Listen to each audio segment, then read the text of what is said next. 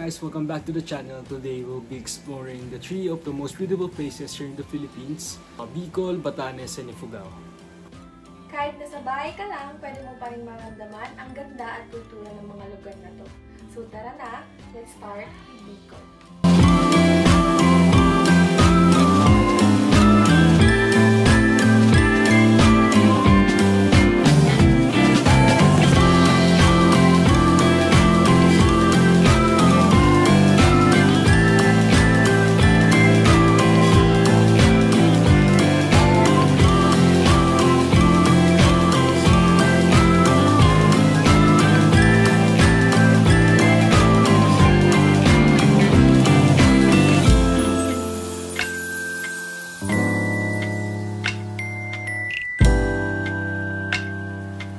Bicol is home to Mount Mayon, ang perfect cone volcano na kilala sa buong mundo. Dito mo rin makikita ang Kagasawa Ruins na simbolo ng lakas at pagbangon ng mga Bicolano. Pagdating sa pagkain, talagang masarap at maanghang. Try mo ang Bicol Express at Laing, parehong may gata at sili. At kung gusto mo din ng pasalubong, pili nuts ang the best dyan. Mabibili ito sa Albay at Bicol Pasalubong Center, 100 to 500 pesos lang. Fun fact, Mount Mayon was declared a national park in 1938. Next, lipad ulit tayo pero syempre virtually lang ulit. Sa Batanes naman tayo pupunta, which is tinatawag din na Home of the Winds.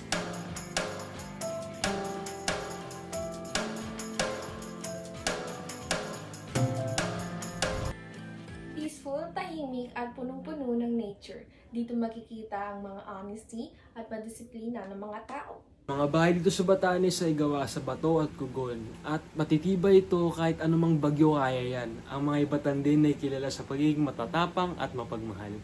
Kung souvenir ang hanap mo, punta na sa Batan Souvenir Shop. May mga hand-woven products at crafts.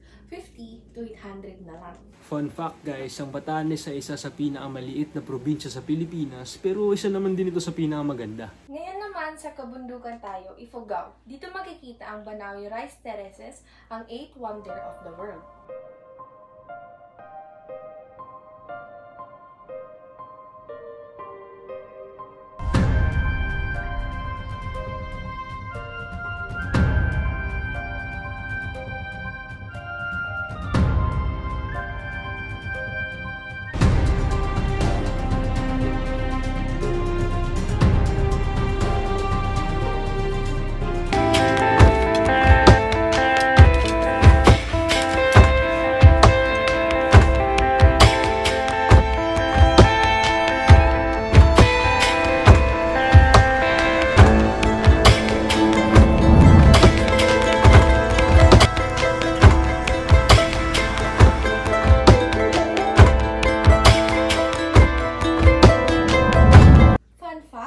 Ng UNESCO World Heritage ang Banawe Rice Terraces. Imaginein mo, hinukay ng mga ninuno natin yan gamit lang ang kanilang mga kamay para lang mga pagtanim. 2,000 years old na yan ha.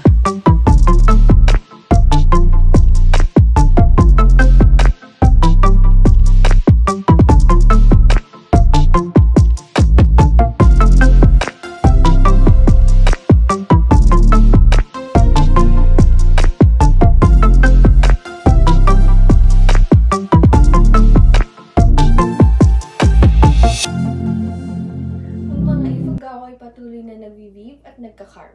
Sobrang galing at punong-puno ng kultura.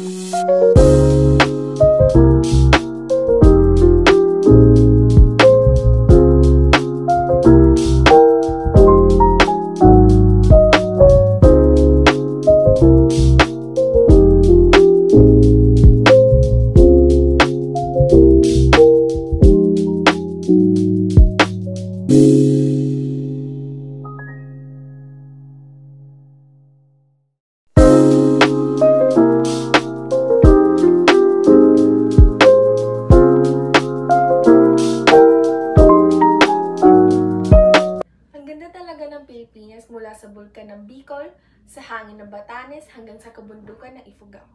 So ayun, 3 lugar na punong-puno ng kwento at kultura ang Bicol, Batanes at ang Ifugao. Bawat isa ay may kultura, may puso at may kagandahan na dapat nating ipagmalaki. Nanonood, don't forget to like, share, and subscribe for more travel stories. Kita-its na lang sa susunod na lakad. Salamat sa panonood. Don't forget to like, share, and subscribe for more travel stories. Kita-kits sa susunod na lakad.